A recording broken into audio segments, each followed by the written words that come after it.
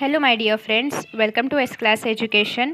आज आपण पाहतोय CUET बायोलॉजीचे MCQs. चॅप्टर आहे एन्व्हायरमेंटल इश्यूज. सो आपण डिरेक्टली MCQs पाहणार नाही आहोत. त्याच्या आधी आपण शॉर्टमध्ये या चॅप्टरला रिवाईज करूया. सगळ्यात पहिल्यांदा what do you mean by pollution? So any undesirable change in physical, chemical or biological composition of air, water आणि लँड. अनडिझायरेबल का? कारण पॉल्युशन आपण म्हणजे आपल्याला रिक्वायर्ड नाही आहे किंवा आपण त्याची पॉल्युशनची इच्छा करत नाही. सो ते आपल्यासाठी अनडिझायरेबल आहे. सो जे काही फिजिकल, केमिकल, बायोलॉजिकल चेंजेस आपल्याला वॉटर असेल, लँड असेल, हवा असेल त्याच्यामध्ये पाहायला मिळतात. सो ते काय आहे? सगळं पॉल्युशन आहे. सो आता एअर पॉल्युशन म्हणजे काय? म्हणजेच काहीतरी एअर कंटॅमिनेट झाली आहे ड्यू टू व्हेरियस फॅक्टर्स जे की हार्मफुल आहेत. So it is the contamination of air due to presence of substances in the atmosphere that are harmful to the health of humans and other living beings or cause damage to the climate or to the material. So याचे causes काय काय आहेत? Use of petrol and coal in industries, त्याच्यामुळे air pollution होतं. व्हेकल्समधून जे काय emission होणार आहे त्याच्यामुळे एअर पोल्युशन होतं. सिगारेट स्मोकिंगमुळे एअर पोल्युशन होतं. मग आता हे कंट्रोल कसं करू शकतो आपण? तर reducing the use of vehicles for travelling short distance and carpooling. So try करायचं आहे की आपण जे पब्लिक व्हेकल्स आहेत त्याचा यूज करणार आहोत आणि खूप शॉर्ट डिस्टन्ससाठी आपण दरवेळी व्हेकल न यूज करता आपण चालत वगैरे जाऊ शकत असू तर ते ट्राय करायचं आहे. Bye planting trees so that air purify होईल, कार्बन डायऑक्साईड ॲब्झॉर्ब केला जाईल. नेक्स्ट आहे use of electrostatic precipitators, particulate scrubbers, जे की हे सगळे जे हार्मफुल पार्टिकल्स आहेत तर त्यांना ॲब्झॉर्ब करतात म्हणूया आपण. ठीक आहे. नेक्स्ट आहे अपग्रेडिंग किंवा त्यांचा हार्मफुलनेस कमी करतात. नेक्स्ट आहे upgrading industries, factories and aircraft with better engines and turbines. So काही लॉज पास करण्यात आले होते for the control of air pollution. तर हे पण तुम्हाला एक्झाममध्ये येऊ शकतं. एन्व्हायरमेंटल प्रोटेक्शन ॲक्ट 1990 आणि एन्व्हायरमेंट ॲक्ट 1986 जे की इंडियामध्ये लॉ आणला होता. नेक्स्ट आहे वॉटर पोल्युशन म्हणजे काय? अगेन वॉटरमध्ये जर काही कंटॅमिनेशन झाले, अनडिझायरेबल कंटॅमिनेशन झाले त्याला आपण म्हणणार वॉटर पोल्युशन. सो कोणते कोणते सबस्टन्सेस आहेत ज्याच्यामुळे वॉटर पोल्युशन होऊ शकतं?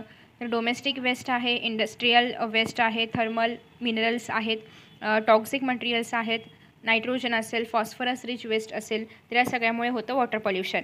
आता वॉटर पोल्युशन कशामुळे होतं आहे? अजून काही फॅक्टर्स आहेत का? तर बायोमॅग्निफिकेशनमुळे. आता मॅग्निफिकेशन म्हणजे काय? तर increase in the toxicity due to accumulation of harmful chemicals at the successive trophic level in the food chain.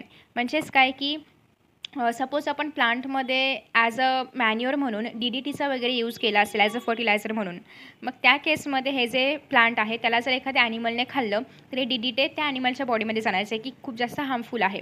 So त्या ॲनिमलला कोणी खाल्लं तर अगेन थर्ड स्टेजमध्ये जाणार ते DDT. सो अशा पद्धतीने DDT एका ॲनिमलकडून बाकी खूप साऱ्या ॲनिमल्सच्या बॉडीमध्ये जाणार आहे आणि ते हार्मफुल आहे किंवा ते डेंजरस आहे. सो ह्याला आपण म्हणतो बायोमॅग्निफिकेशन. नेक्स्ट आहे accelerated eutrophication. Eutrophication is the ageing of a lake and converting it into land.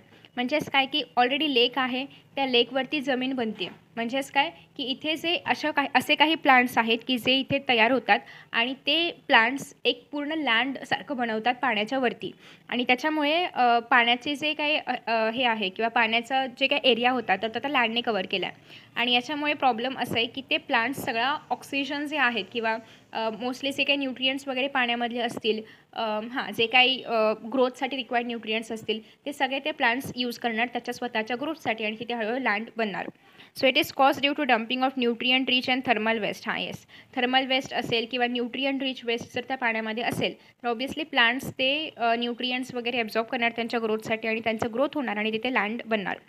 Next आहे control of water pollution. So आपण कसं कंट्रोल करू शकतो? एकतर वेस्ट वॉटर जे काही आहे त्याला आधी थोडंफार त्याचा हार्मफुलनेस कमी करण्याचा प्रयत्न केला पाहिजे ते रिव्हरमध्ये किंवा कोणत्याही इतर वॉटर बॉडीमध्ये टाकण्याच्या आधी. नेक्स्ट आहे planting of trees to reduce acid rain. Rain water harvesting should be done to conserve water and use of dry composite toilets. Next आहे waste from water pollution. Water पोल्युशनमध्ये काय काय अशा गोष्टी आहेत ज्या हार्मफुल आहेत. तर this includes glass, plastic, wood, metals, organic matter, etc. Waste substances can be dumped in landfills or can be incinerated or they can be reused or recycled. Next are agrochemicals and their effects. So use of pesticides and fertilizers lead to various problems in ecosystem such as biomagnification and eutrophication, killing of useful insects, rodents and microorganisms, pollution of soil and groundwater. So हे सगळं कशामध्ये येतं agrochemicals आणि त्यांच्या इफेक्ट्समध्ये. The use of agrochemicals can be overcome by organic farming. Next आहे radio waste. The waste produced from the nuclear fission of heavy atoms such as uranium, thorium, etc. for the production of power is called as radio waste किंवा radioactive waste. ठीक आहे. So nuclear फिशनमुळे जे काय waste बनणार आहे, actually हे nuclear fission वगैरे आपण का घडवून आणतोय फॉर जनरेशन ऑफ एनर्जी. ठीक आहे. The waste is highly toxic and cause mutations and cancer. So अर्थात आपण इथे न्यूक्लियस किंवा ॲटमसोबत आपण काय म्हणजे छेडछाड करतो आहे, त्याच्यामुळे त्याच्यामधून जे काही एमिशन्स असणार आहेत ते खूप स्ट्रॉंग असतात आणि त्याचा परिणाम म्हणून कॅन्सरसारखे स्किन कॅन्सर असेल यासारखे आजार पण पसरू शकतात. ॲक्च्युली कॅन्सर पसरत नाही, बट येस जर आपल्या स्किनमध्ये पेनिट्रेट झालं तर कॅन्सरस सेल्स डेव्हलप किंवा त्यांची संख्या वाढू शकते आपल्या बॉडीमध्ये. It has to be dealt with utmost caution. Problems occurred while dealing with radioactive waste. So आपण ह्याची एक कॉन्शियसली आपण हा जो रेडिओ वेस्ट वगैरे आहे तर तो मॅनेज केला पाहिजे. Accidental leakage as occurred in 3 mile island and Chernobyl. So चेर्नॉब्लीमध्ये जे काही ॲक्सिडेंटल लिकेज झालं होतं रेडिओ ॲक्टिव्ह वेस्टमुळे त्याचे अजूनसुद्धा त्याचे परिणाम तिथल्या प्लांट्सवरती वगैरे बघायला मिळतात. सो इतकं डेंजरस ते असू शकतं. Safe disposal of radioactive waste like they should be kept in shielded containers and buried deep in the rocks so that त्याच्या कुठल्याही प्रकारचे रिॲक्शन होऊ नये किंवा त्याच्यामधून जे काही रेज वगैरे जर बाहेर पडले न्यूक्लियसमधून वगैरे तर ते डिरेक्टली ह्युमन्सच्या किंवा इतर लिव्हिंग बिंग्सच्या बॉडीमध्ये जाऊ नयेत सो दॅट त्यांना कॅन्सरसारख्या वगैरे डिझिजेसला किंवा डिझॉर्डर्सला फेस करायला लागू नये. Green house effect and global warming. Global warming refers to heating up of Earth due to greenhouse effect. Greenhouse effect is caused when gases such as carbon dioxide, methane, etc. increase in the atmosphere, and this leads to the heating up of the Earth as these are good absorbent of heat. So basically greenhouse effect म्हणजे काय किंवा greenhouse मध्ये कोणते कोणते gases आहेत ज्याच्यामुळे global warming होतं. So global warming म्हणजे काय अर्थ हीटअप होणार. ठीक आहे. मग ॲक्च्युली हे अर्थ हीटअप होण्यासाठी कोणते गॅसेस रिस्पॉन्सिबल आहेत तर कार्बन डायऑक्साईड मिथेन वगैरे यासारखे काही गॅसेस रिस्पॉन्सिबल आहेत की जे हीटला ॲब्झॉर्ब करतात आणि हे गॅसेस जर अर्थच्या भोवती वाढले तर अर्थात हे गॅसेस सनकडून येणाऱ्या हीटला ॲब्झॉर्ब करत राहणार आणि त्याच्यामुळे अर्थचं टेम्परेचर काय होणार इन्क्रीज होणार. So this gases prevent the excess heat from leaving the earth's atmosphere and this result in to green house effect. आणि हे जे गॅसेस आहेत तर ते हीटला ॲब्झॉर्ब करून ठेवतात आणि ते अर्थच्या बाहेर किंवा अर्थच्या ऑर्बिटच्या बाहेर अर्थच्या ॲटमॉस्फिअरच्या बाहेर हीटला जाऊच देत नाहीत आणि त्याच्यामुळे सगळंच हीट ॲब्झॉर्ब केल्यामुळे अर्थवरती टेम्परेचर इन्क्रीज होतं आणि तुम्हाला माहिती असेल ग्लेशियर्स वगैरे सध्या लिक्विडमध्ये कन्वर्ट होत आहेत बिकॉज ऑफ ग्लोबल वॉर्मिंग. ठीक आहे. नेक्स्ट आहे depression of ozone layer. So अर्थच्या ॲटमॉस्फिअरच्या लेयर्समध्ये एक लेअर आहे तो म्हणजे ओझोन लेअर. सो ओझोन लेअरचं काम काय आहे जे काही हार्मफुल रेडिएशन्स आपल्याकडे सनकडून येत आहेत तर ते फिल्टर व्हावेत आणि कमीत कमी हार्मफुल रेडिएशन्स अर्थवरती यावेत याचं हे काम आहे ओझोन लेअरचं. So ozone is formed in the stratosphere. कुठे फॉर्म होते हे इम्पॉर्टंट आहे by the effect of UV radiations on the oxygen. So oxygen जो की ॲटमॉस्फिअरमध्ये प्रेझेंट आहे त्याच्यावरती जे हार्मफुल अल्ट्राव्हायोलेट रेडिएशन्स आहेत सनकडून येणारे ते जर पडले तर त्यापासून आपोआपच आपलं जे ओझोन आहे तर ते बनतं. The thickness of ozone is measured in Dobson unit. हे पण एक्झाममध्ये विचारलं जाणार आहे. द UV रेडिएशन्स किंवा raise act on the chlorofluorocarbon to release freons that react with ozone to release pure oxygen. So CFCने जर फ्रेऑन्स रिलीज केलं सो फ्रिऑन्सचं काम काय आहे आपण पाहिलं की ऑक्सिजन आणि O2 आणि अल्ट्राव्हायोलेट रेडिएशन हे जेव्हा कॉन्टॅक्टमध्ये येतात तेव्हा ओझोन बनतं. ठीक आहे. सो हे जे फ्रिऑन्स वगैरे आहेत ते जेव्हा ओझोनशी रिॲक्ट करतील तेव्हा आपल्याला अगेन ऑक्सिजन जे आहे तर ते बॅक मिळणार आहे. So CFC is released in the lower part of the atmosphere move upwards towards the south pole and hence depleting the ozone layer over Antarctica. आणि तुम्ही जर पाहिलं असेल तर अंटार्क्टिकामध्ये मोस्ट डिप्लेशन पाहायला मिळते ओझोन लेअरचं. हा पण क्वेश्चन MCQजमध्ये येऊ शकतो. नेक्स्ट आहे डिफॉरेस्टेशन म्हणजेच काय तर झाडं तोडणं. ठीक आहे. So deforestation refers to the cutting down of trees for wood for making furniture etcetera. So Jhum cultivation is also a major contributor to the deforestation in India. So basically आपल्याला एखाद्या जमिनीवरती शेती करायची आहे, पण आणि ती जमीन सुपीक आहे, पण त्याच्यावरती ऑलरेडी काही मोठे मोठे ट्रीज आणि प्लांट्स वगैरे अवेलेबल आहेत. सो झूमच्या अंतर्गत काय केलं जातं की त्या आधीच्या अवेलेबल असणाऱ्या प्लांट्सला लिटरली जाळलं जातं, सो दॅट आपल्याला ती जमीन जी आहे सुपीक जमीन तर ती मिळेल. आणि अगेन ती जाळल्यानंतर जी काही राख आहे त्याच्यामुळे त्या जमिनीची सुपीकता अजून वाढते आणि म्हणून ते सगळं जाळलं जातं. सो ते पण एक प्रकारचं डिफॉरेस्टेशनच झालं, right.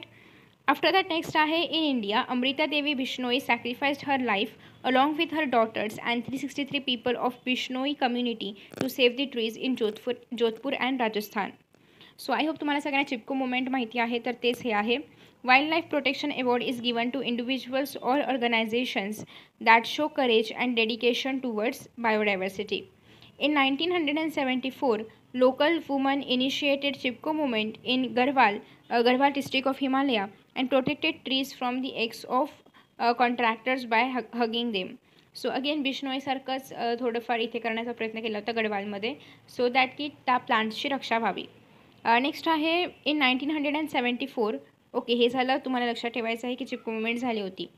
There are various ways in which we can help to conserve trees. So आपण ट्रीजला कन्झर्व करू शकतो. कसं कन्झर्व करू शकतो? रिफॉरेस्टेशन म्हणजे डिफॉरेस्टेशनमध्ये आपण ट्रीजला कापलं किंवा ट्रीजला डिस्ट्रॉय केलं. रिफॉरेस्टेशनमध्ये आपण परत त्या ट्रीज ग्रो करणार किंवा प्लांट करणार, नरिश करणार. ठीक आहे. Avoid the more use of paper two read books and news so that जास्त झाडं नाही तोडावी लागणार. Seeking help from government and non-governmental organization for the conservation of forest, creating awareness about illegal selling of forest lands to companies on and reach local social groups. ठीक आहे. So हे सांगून आपण लोकांना कन्व्हिन्स करू शकतो.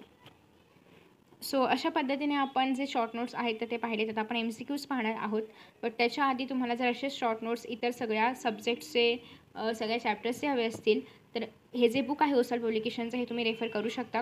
या बुकमध्ये सेम अशाच प्रकारे तुम्हाला आधी थोडीफार जी इम्पॉर्टंट थिअरी आहे तर ती पूर्ण NCERT नाही रीड केली तरी पण तुम्ही ॲटलिस्ट हे इम्पॉर्टंट पॉईंट्स जे आहेत किंवा जी थिअरी या बुकमध्ये आहे तेवढी रीड केली तरी पण सफिशियंट आहे.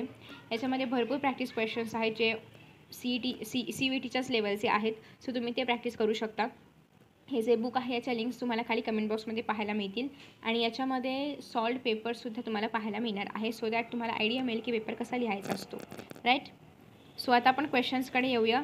In 1984 the Bhopal gas tragedy टूक प्लेस. आता बिकॉज ऑफ मिथाईल आयसोसायनेट. तर मिथाईल आयसोसायनेटमुळे जे काही ते मेजर हादसा झाला तर ते कशामुळे झाला, असं काय आहे मिथाईल आयसोसायनेटमध्ये? सो फर्स्ट आहे रिॲक्टेड विथ अमोनिया, सेकंड आहे reacted with carbon dioxide, reacted with water आणि reacted with DDT. So DDT कुठे पण आलं तरी मोस्टली याचा यूज आपण जे आहे तर ते प्लांट्सला फर्टिलाइज करण्यासाठीच करतो. सो त्याच्यामुळे इथे प्लांट्सचं वगैरे काही संबंध नाही आहे. सो मिथाईल आयसोसायनेटचं जे काही ट्रॅजेडी म्हणजे मिथाईल आयसोसायनेटमुळे जे काही ट्रॅजेडी झाली होती भोपाळमध्ये तर that was because of reaction with water. कारण आपण पाहिलं आहे की त्या कंडेन्सर्समध्ये वगैरे पाणी पण असतं. आफ्टर दॅट नेक्स्ट आहे Bhopal gas tragedy was happen due to leakage of MIC, that is methyl isocyanate gas, which reacts with water giving off heat and producing methylamine and carbon dioxide. So now you can तुम्हाला एक idea मिळू शकते की किती म्हणजे कशा पद्धतीने हे जे आहे MIC तर ते कॉन्ट्रीब्यूट करत आहे पॉल्युशनमध्ये. So lead concentration in blood is considered alarming if it is. So ब्लडमध्ये जर किती लीड कॉन्सन्ट्रेशन असेल तर ते थोडंफार हार्मफुल आहे किंवा थोडंफार डेंजरस आहे आपल्या बॉडीसाठी. फर्स्ट आहे 30 मायक्रोग्राम पर 100 ml, सेकंड आहे 10 मायक्रोग्राम पर 100 ml, 4 to 6 मायक्रोग्राम पर 100 ml की 20 मायक्रोग्राम पर 100 ml. सो हा प्युअर थेरोटिकल क्वेश्चन आहे NCERTमधला. याचा करेक्ट आन्सर आहे 30 मायक्रोग्राम पर 100 ml. सो एवढं जर असेल तर आपण म्हणू शकतो की ते डेंजरस आहे बॉडीसाठी बिकॉज ते ॲनिमिया वगैरे कॉज करू शकतं आणि किडनी आणि ब्रेन डॅमेज पण ह्याच्यामुळे होऊ शकतो जर एवढं अमाऊंट असेल लीडचं तर. आणि हे कशामुळे वाढणार आहे? मे बी पाण्यामधून वगैरे बॉडीमध्ये एंटर करू शकतं. Common indicator organism of water pollution. So याचा आन्सर आहे E. coli. So option B is the correct answer. हे पण अगेन थेरोटिकल क्वेश्चन आहे, फॅक्ट्स आहेत. Common indicator organism of water pollution is E. coli. It indicates fecal contamination. It indicates fecal contamination. The presence of lichen indicates pollution of air. ठीक आहे. So तुम्हाला हे एक छोटंसं एक्स्ट्रा इन्फॉर्मेशन आहे की लायकेन पॉल्युशन ऑफ एअरबद्दल सांगते, इकोलाय पॉल्युशन ऑफ वॉटरबद्दल सांगतं. नेक्स्ट आहे the world environment day is celebrated on 5th June. Expand BOD. So biological oxygen demand, biosynthetic oxygen demand, biogeochemical oxygen destroyer, biogeochemical oxygen dimension. So correct answer आहे biological oxygen demand. ठीक आहे. आणि म्हणजे काय, it generally represents how much oxygen is needed to break down organic matter in the water.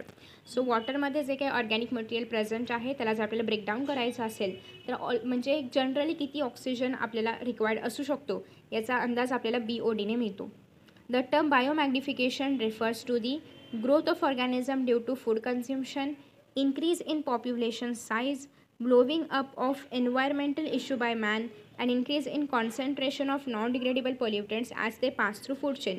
आपण मगाशीच नोट्समध्ये पाहिले की बायोमॅग्निफिकेशनमध्ये काय होतं, एखादं हार्मफुल मटेरियल एका लोअर स्टेजच्या ऑर्गॅनिझमच्या बॉडीमध्ये जातं, मग त्या ऑर्गॅनिझमला कोणी हायर स्टेटवाल्या ऑर्गॅनिझमनी खाल्लं तर मग त्याच्यानंतर ते त्याच्या बॉडीमध्ये जाणार. असं करत करत ते हार्मफुल सबस्टन्स जे आहेत तर ते खूप साऱ्या ठिकाणी फिरू शकतं किंवा खूप साऱ्या ठिकाणी पसरू शकतं. सो याचा करेक्ट आन्सर आहे ऑप्शन D. नेक्स्ट आहे effect of pollution is observed first on, okay, so micro organisms, green vegetables, food crops की हर्बिओरस.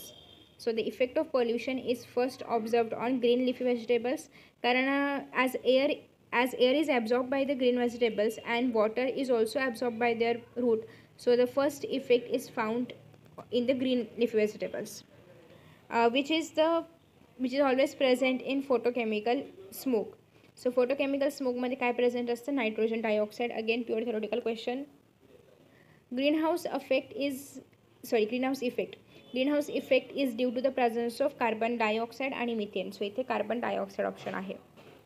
नेक्स्ट आहे ozone hole results in UV radiation reaching the earth. हो. Next आहे cataract. Next आहे increase in skin cancer, all of the above. So ozone hole जर म्हणजे ओझोनमध्ये जर hole असेल तर जे UV रेडिएशन्स आहेत ते डिरेक्टली अर्थवरती एंटर करतील आणि डिरेक्टली ह्युमनवरती त्याचा इफेक्ट होऊ शकतो. तो कसा ते आपण पाहिलं. नेक्स्ट आहे checking of radiation heat by atmospheric dust O3, CO2 and water vapour is. So green house, solar effect, oxygen layer effect की radio active effect. So correct answer is green house effect. Next आहे checking और trapping radiating heat by atmospheric dust O3, CO2 आणि water vapour causes greenhouse effect. So again carbon मिथाइलचं correct answer आहे. Which of the following is secondary pollution? So secondary pollution is PAN, PAN.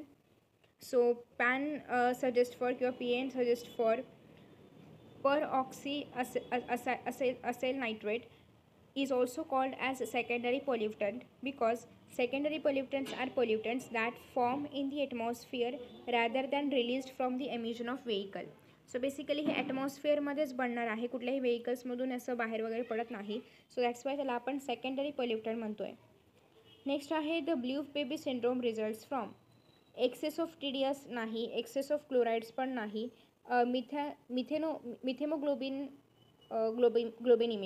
मिथेनोग्लोबिनेमिया ह्याच्यामुळे होऊ शकतं. Access of dissolved oxygen याच्याने पण disease असं कुठलं होत नाही. ठीक आहे. सो इथे बेबी शक्यतो ब्ल्यूइश वगैरे पाहायला मिळतो. नेक्स्ट आहे blue baby syndrome is also known as मिथेमा ग्लोबिनेमा.